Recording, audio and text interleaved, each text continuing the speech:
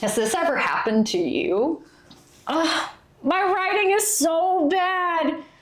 It's cringy. Well, that's happened to both of us. One thing that holds people back a lot with writing is being afraid that their writing is embarrassing.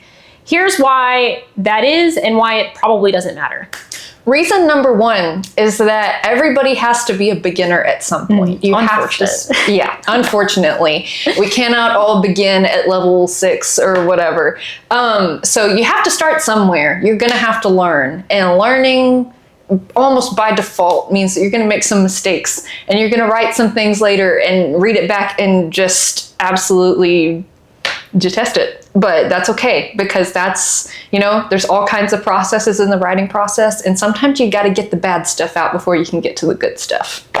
Yeah. Yeah. There's even a thing that I've heard people talk about in like learning curves of like, because even when you're a beginner, you still know, you've still seen good writing. Mm-hmm. So you've got this idea in your head of what good writing is. Mm-hmm. And you know how far you are away from that. And that, I think, helps, like, mm-hmm. that's part of why you feel so bad about mm-hmm. your writing being bad, is because it's, what good should be, and you're not there. And that's discouraging and sad. But mm-hmm. it's normal. Like, there's no way to, it's like, I feel like with the arts, sometimes people are like, oh, you can like, people expect it to be a little bit more magical and like, oh, you're just like, miraculously blessed with the gift of painting or writing. Mm-hmm. But I feel like in reality, writing and art and like getting good at it is more like going to the gym, where like the first time you go, you're like, wow, these 5-pound weights are killing me. And you have to do it over and over and over again before you are strong. Mm-hmm. Yeah, exactly. Okay. The second thing about being afraid about your writing being embarrassing is that sometimes the parts that you are most afraid of being embarrassing or cringy are actually the parts that will resonate with your reader the most. I think sometimes we associate like cringe with like vulnerability or like being too emotional or angsty, but that's some of the best parts of books and stories. When the character like finally overcomes and like this issue, and like, or like when people, they reunite and they're crying or whatever. And like, it may feel embarrassing to write that because it's embarrassing to put a little bit of your own emotions and feelings onto the page, but that's the part that people are going to really love. Mm-hmm. Yeah. And sometimes, even if some people kind of see, I don't know, like a weakness or maybe too much humor in that, but that's okay, because other people are going to find that really helpful. And it, yeah, like you said, kind of might make them enjoy your writing even more. Yeah. All right. Reason number 3 that you might think your writing is cringe is maybe it's you and not your writing. And that doesn't mean you're cringy. Do not hear that. But it might just mean that you're insecure. You might just kind of come in with that mindset of like, maybe writing's new to you, or maybe you've just read a lot of great books, kind of like you were talking about earlier. And maybe you just kind of think, there's just some inherent insecurity or just assumption that you're not going to be able to produce something that's up to the standard that you kind of hold everybody else at. Yeah, and I think it's not like insecurity is like a thing that almost every person experiences, mm-hmm. especially like I think people who tend to be into the arts and writing and stuff mm-hmm. maybe feel that a little bit, like that's very common in that for that mm-hmm. type of person. And I think, yeah, it's just part of, I've noticed in myself sometimes like some of the feelings I've had of being afraid about my writing being too weird or too cringy comes from, as a kid, sometimes being told of being, that you're weird and cringy. Mm-hmm. And I don't know, if you're watching our YouTube channel, maybe people have told you that as well. And this is not like to be insulting, but like, if you're not confident in yourself and in your ideas, you might not be an accurate judge of how good they are. Yeah. I feel like the thing, like, you have to keep going with writing, keep mm-hmm. practicing, and also like this is where you hopefully as you develop as a person and like, or continue to grow and get older, like if you can become more confident and like give yourself some grace and don't think that because you wrote it, it's bad. Mm-hmm. I think sometimes people can feel, well, if I made this, then it's got to be bad. And that's mm-hmm. not true. You can make good things, even if you are a beginner. Mm-hmm. That's right. Cool. Another reason that you might feel like your writing is a little cringe is because you know the story and you know what's going to happen. So you might think, of course this is what would everyone will think this is so predictable, but that's just because it's your idea. And to someone else, it might be like a crazy twist, or like they never would have seen it coming. Yeah, that's right. It's like you've spent so much time thinking about, your writing or your story or what it is that you're trying to convey. So of course you're going to know what's coming around every twist and turn.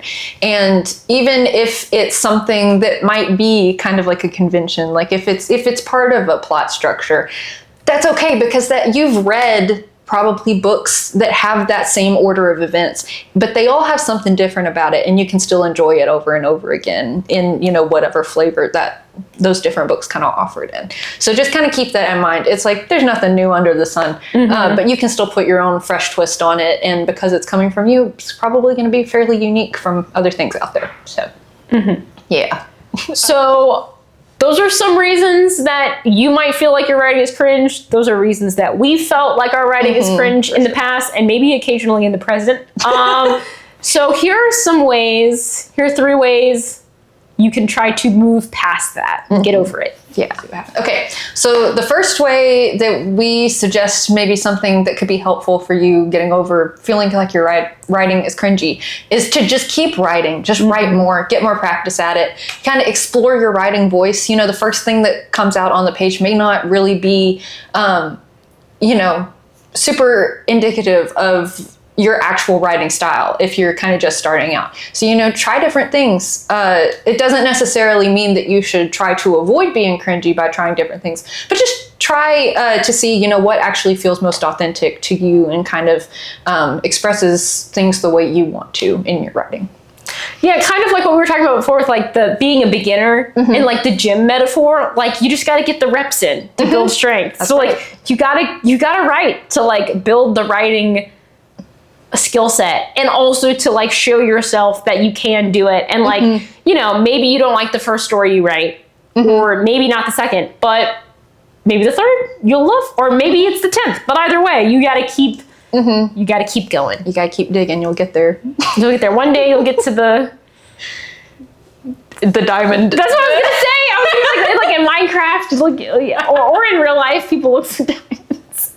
This next point, I don't know if it's controversial, but one thing that has helped me with feeling better about my writing is reading popular books that I don't like, or like books that have sold well that I don't like, because I think it, you have this idea of like your favorite books, and like you're going to write a book that is that favorite book, but people have like written things that others have enjoyed and loved that like don't seem that very good to you. So like just because like, I know for me, like seeing people who like seeing books that I don't like do well, I'm like, oh, okay, if that book can succeed and people can enjoy it, then maybe they'll enjoy mine too, even though it's not perfect. Right.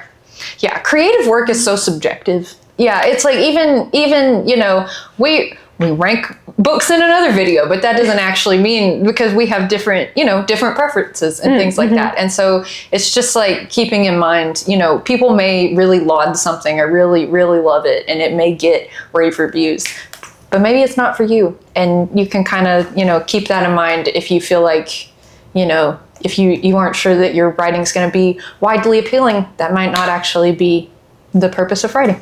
So true. Yeah, there's a lot of different stories for a lot of different people, and just because your story is not for some people doesn't mean it won't be for other people. Yeah. All right, the third suggestion we have is to let a trusted friend read your writing. While the things you think are cringy, like, it's really vulnerable to share that, and it may not really seem like something you want to do, especially if you're really feeling insecure about it and you don't want to put yourself out there to just kind of like get that feeling increased, I guess, if you get some bad criticism. But if you let a trusted friend read your writing, they might be able to, they'll probably be encouraging, and they'll probably love it, to be completely honest.